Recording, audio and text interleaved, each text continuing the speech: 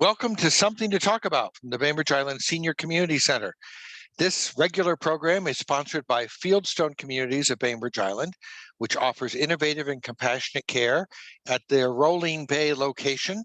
To learn about their residences, their day stay, their respite programs, call them 360-689-4314. I'd also like to acknowledge that the Senior Community Center is on the ancestral homelands of the Coast Salish people, specifically our good friends of the Suquamish tribe, the people of the clear salt water. We are very grateful for their hospitality, and we honor them and their heritage of taking care of these lands since time immemorial. Today, we're going to be talking about Martin Luther King Jr. holiday here in Kitsap County, and we're just on the verge of it. So Ann Lovejoy has put together a list of some of the things that are coming up and to give us a little background. So thank you, Ann, for doing that. You are welcome. Prep work. It was really fun. I dug up a little history review, which I adopted from the Constitution Daily blog.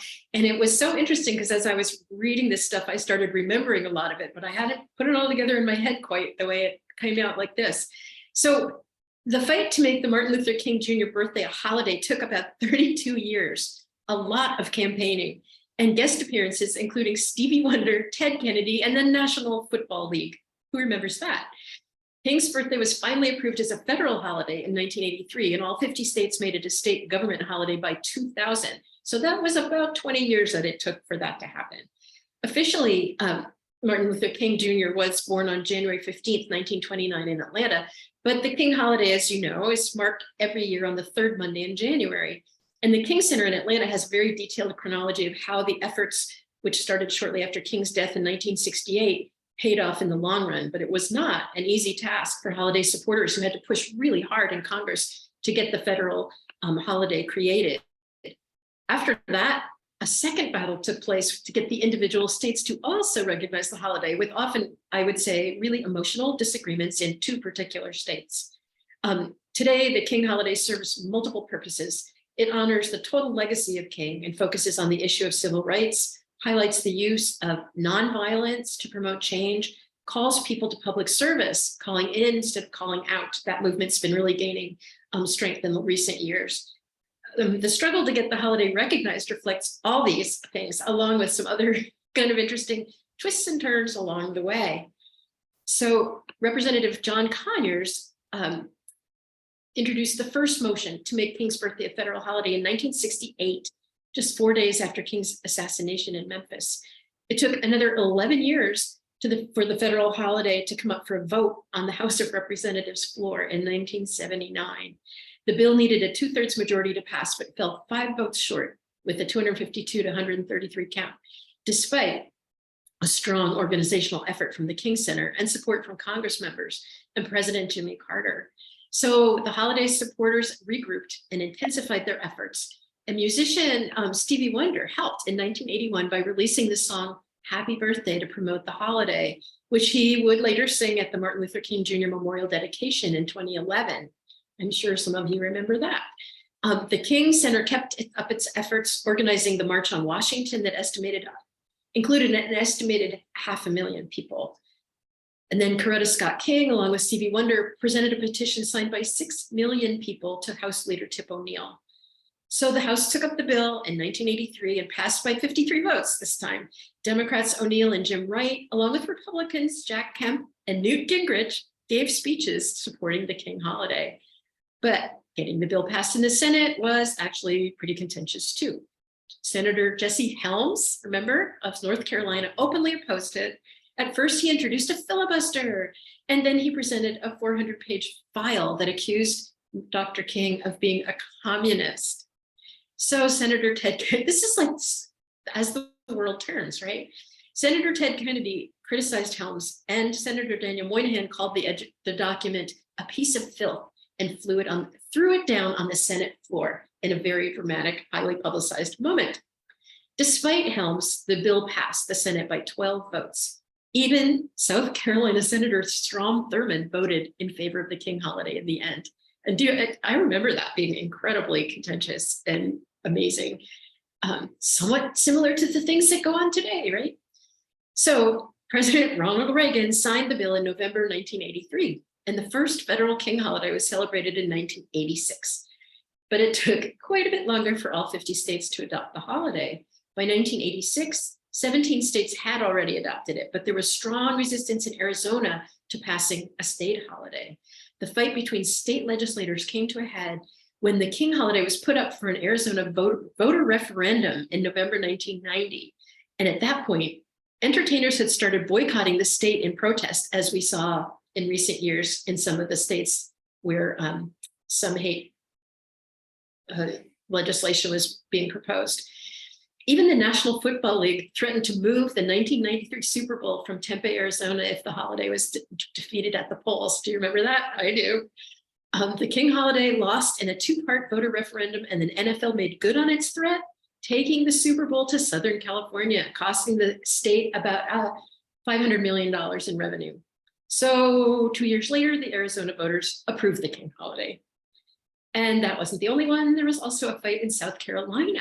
It was one of the last states to approve a paid King holiday for state employees in 2000. The state's governor had tried to link the holiday to a commitment to allow the State House to fly the Confederate battle flag.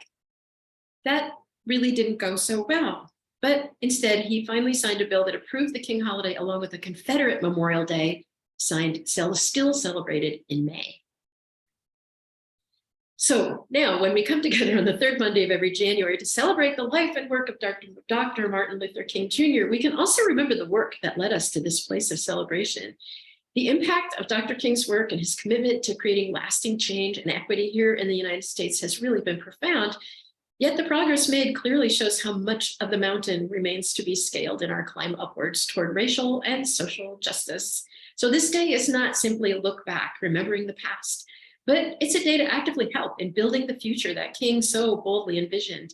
We encourage everyone within our membership community and beyond to pick up the torch lit by Dr. King and use this day to make the world a place that lives up to the tenets of his dream.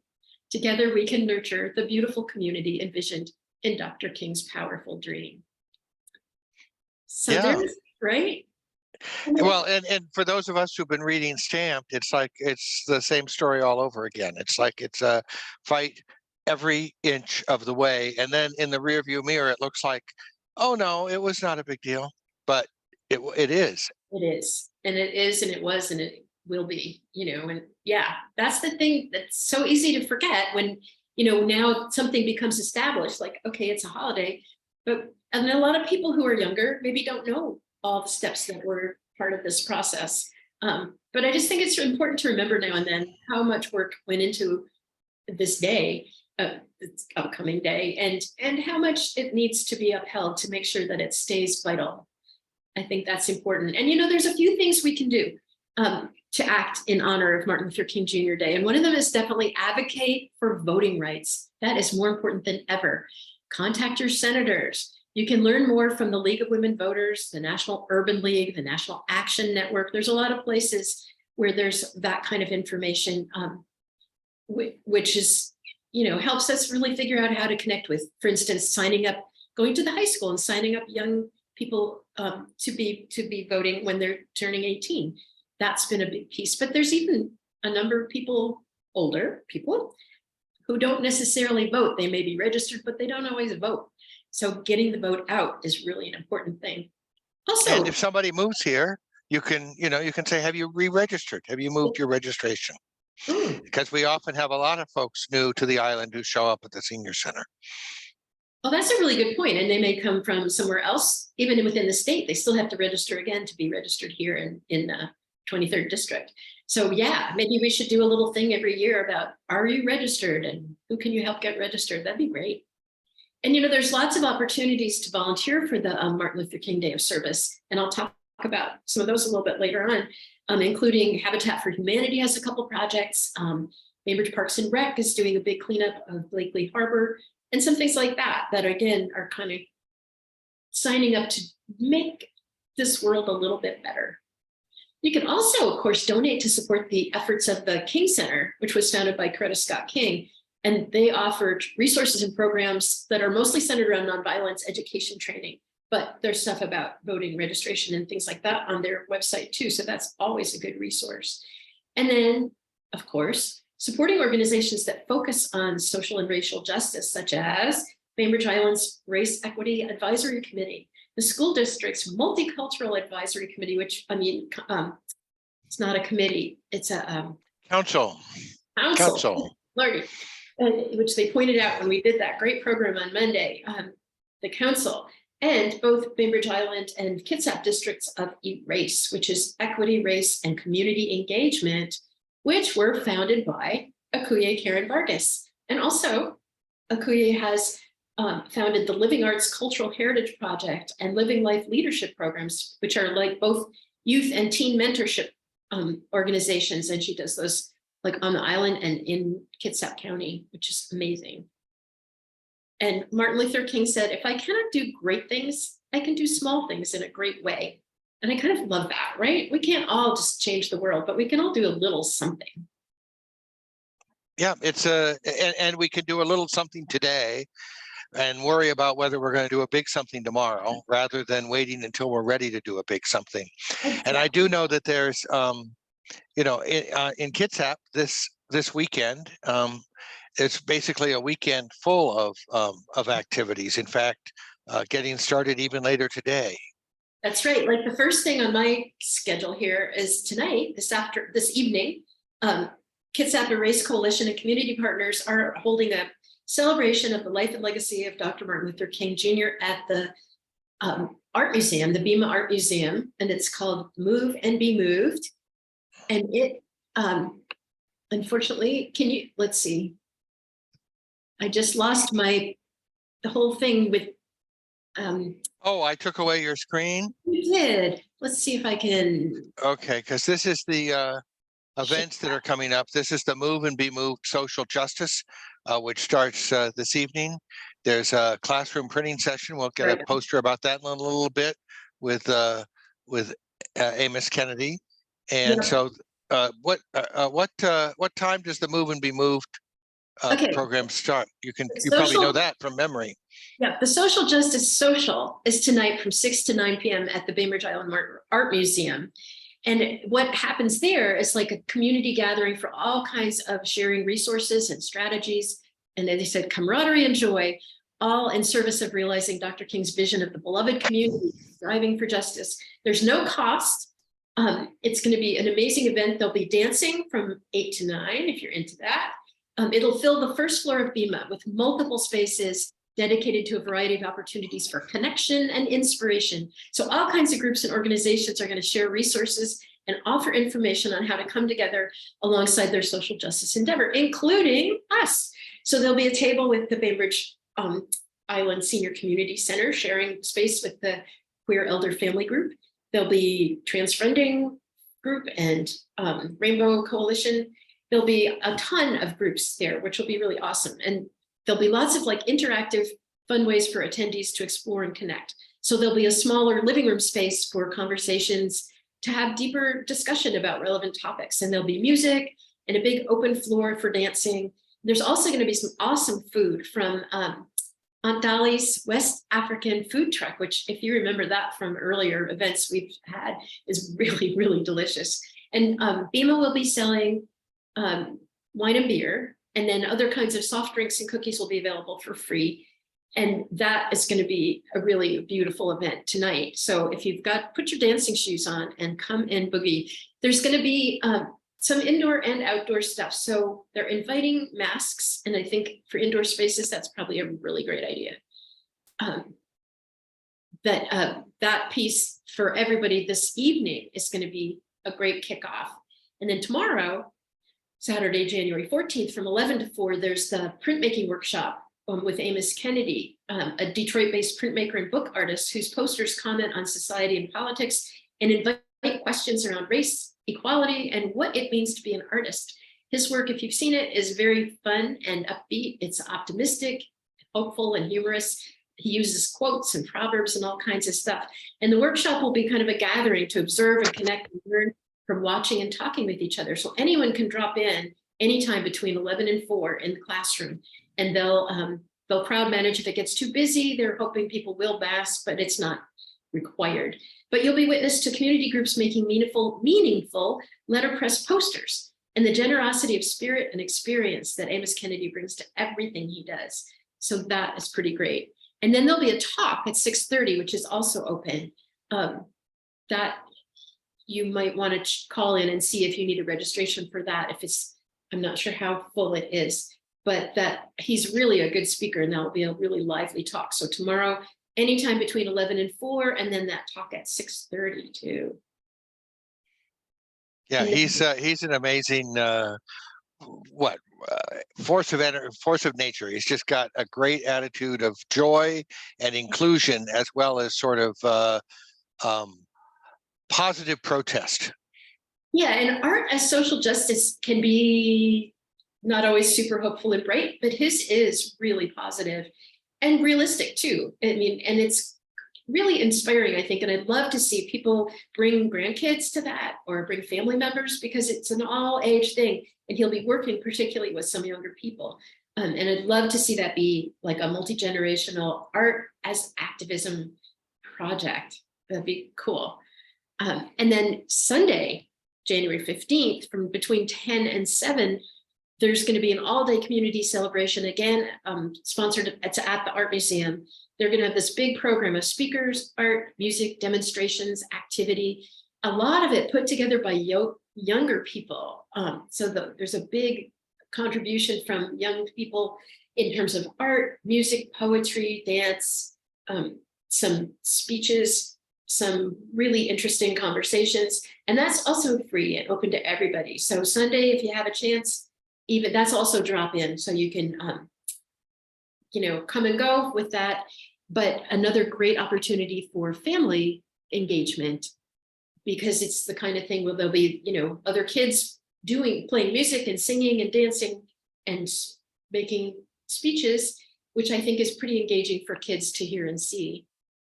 And I think it starts off at 2:30 with the Awesome Praise Choir, a community choir of joy and sort of in the African American tradition, but a definite community choir.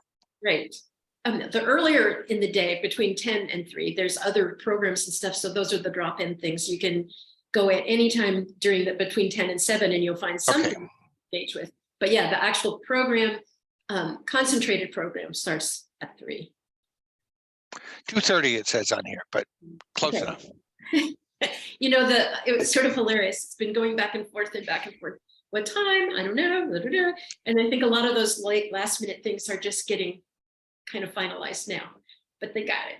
And Barbara Lawrence will be there doing the welcome from the tribe. And then Senji will be doing a blessing prayer from the Buddhist temple. And they'll have people from different groups all over the place joining in to bring contributions. So that will be really beautiful. And then, of course, on Monday, which is Martin Luther King Day, there's a big program that's sponsored this year by the Olympic College on the Kitsap County Fairgrounds. So this is the 29th annual Martin Luther King Day celebration. If you haven't gone to any of these, they are really awesome. They're very much community oriented, lots of interesting music, dance. Again, there's vendors, incredible food. It's always sort of like a little barbecue competition to see who makes the best barbecue. That's always worth going. But as a day of service, the county's asking everybody to bring non-perishable food items to help support the Bremerton Food Bank.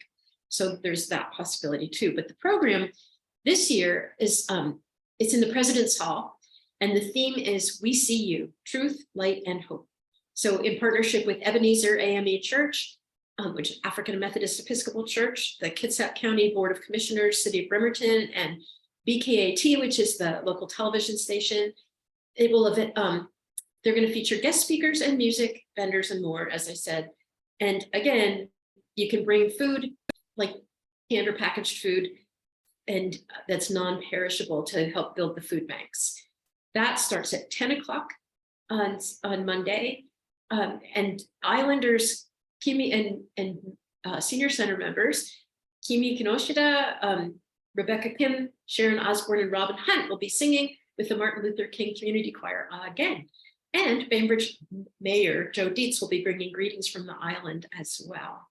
That's pretty sweet. So we're well represented, but it's really worth going. And again, great family opportunity. If you haven't been before, grab some kids and go. Sounds wonderful. And we'll just hope that bring an umbrella maybe, or your raincoat. It doesn't look too promising weather-wise this weekend, but. Yeah, that at least is indoors because it's in the President's Hall. But some of the outdoor stuff, yeah, it might be a little sketchy. But umbrellas, that's the Great North Wet, right? That's what we always used to call it. That's right. Always worth doing. And there's a couple of fun projects that you might be interested in if you want to do some hands-on, and again, family-oriented projects. There's a paint and landscaping day with Habitat for the Martin Luther King's Day of Service event. Monday, January 16th from 9 to 3. Habitat for Humanity is honoring Dr. King's legacy by volunteering on this day, National Day of Service. 2 big projects planned. There's landscaping at a new build site, which they're really excited to welcome their newest future homeowner, Ms. C, and get started on her house in Bremerton. But before we can start building, they need to clear and prep the building site. So that means cutting brush, rooting up blackberry bushes, weeding, raking, bagging it all up, that kind of stuff. So gloves, hand tools, probably maybe some dry clothes in the car, extra pair of socks. That's always important when you're working outside and it's cold and wet. But with a lot of hands, it should go fast and be pretty fun. If you'd really rather be indoors, you can paint at the store because they recently put up new walls in their resale store in Bremerton, and they're looking for help painting the walls and making it look pretty because the store really helps support their mission. So they want it to be bright and attractive as much as possible. So if you want to get indoors and do some painting, that's another great way to do it. And you can look on the website, Habitat for Humanity, to get the addresses of both those events. And locally, there's again on Monday between 10 o'clock and 1 p.m., Blakely Harbor Restoration Project is a day of service project sponsored by Parks and Rec. Over the years, restoration of Blakely Harbor has involved thousands of volunteer hours, thousands of native plants, and many years of dedicated hard work. As most of you probably know, that was formerly the site of the largest mill in the world. And it's also pretty contaminated. So Blakely Harbor is now a very loved park connecting to miles of trails, hosting beach access and a birding blind where you can go and kind of hide out and watch birds. But restoration work is ongoing with young native plants to care for and lots of invasive weeds yet to remove. So again, gloves, hand tools, collection buckets or bags. You can get those big paper bags that you can put green waste in. Those work. Don't bring plastic bags, please. But those compostable, big, huge paper bags, because this stuff doesn't weigh a lot. So when you're putting tons of blackberry clippings and things like that in a bag, you can fill it up pretty full and not like be too heavy to carry out. So Weed Warriors, I think, is part of that effort, right?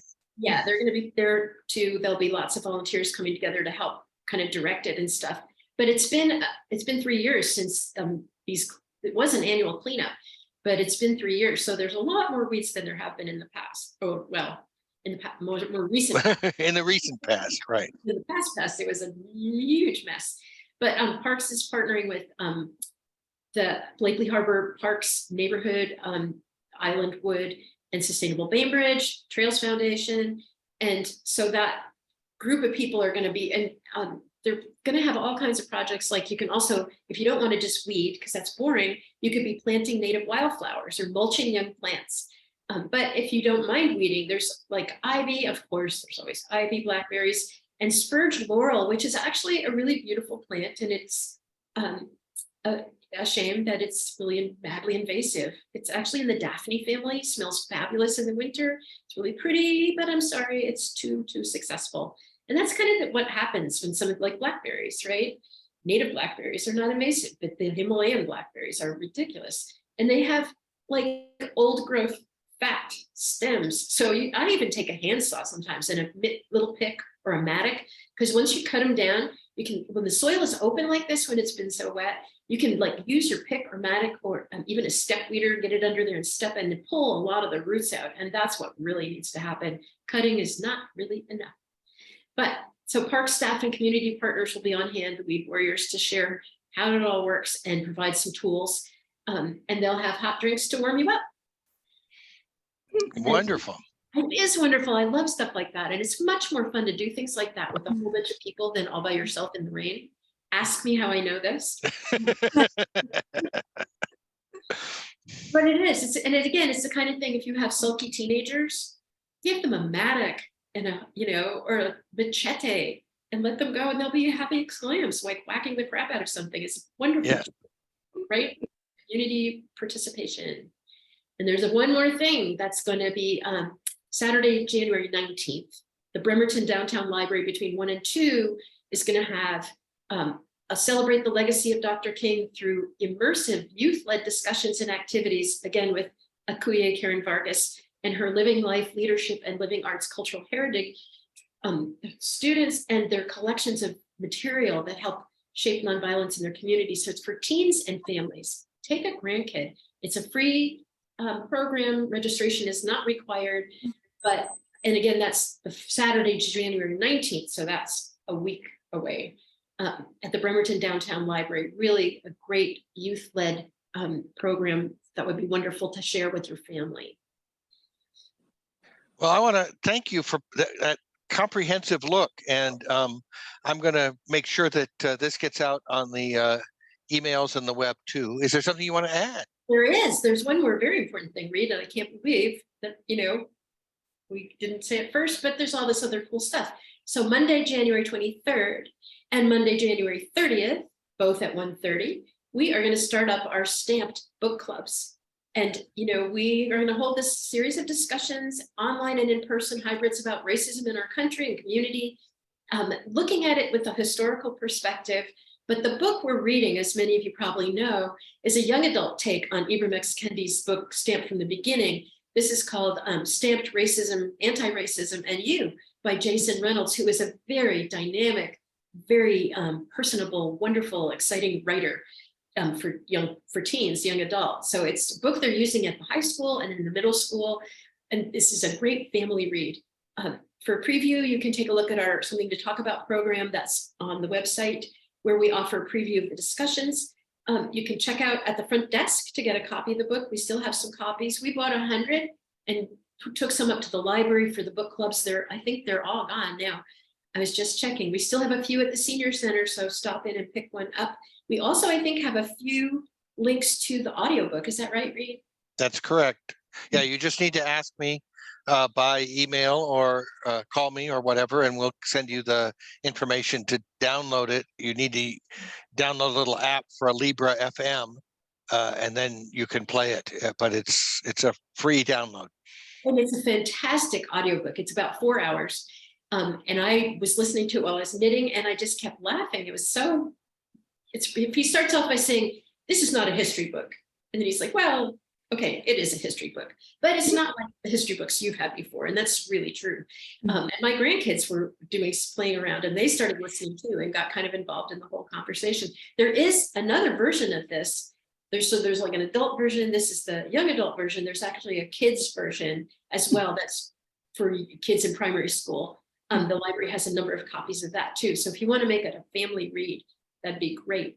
And when we do our book groups, if you want to involve your family, people of other generations, that's awesome too. And like I said, there'll be Zoom options or a limited seating if we're in person. So that's a great way to make sure that we all get a chance to talk about it, right?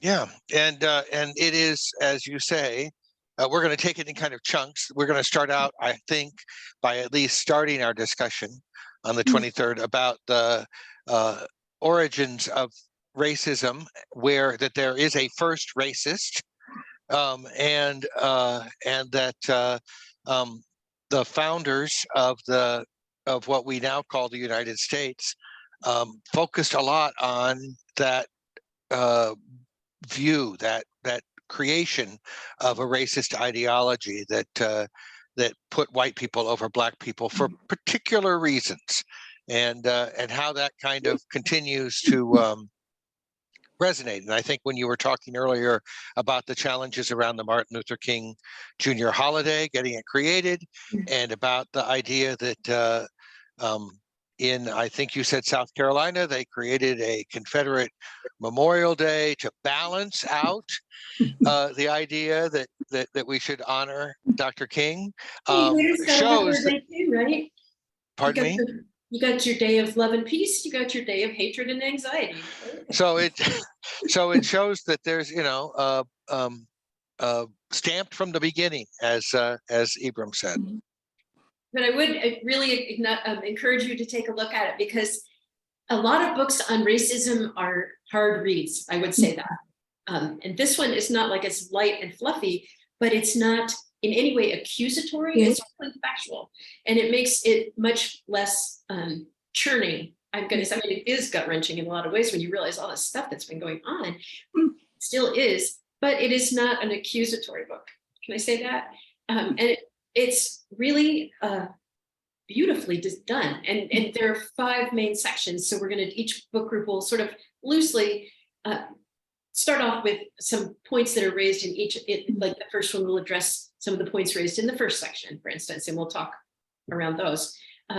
And there'll be a safe conversational space.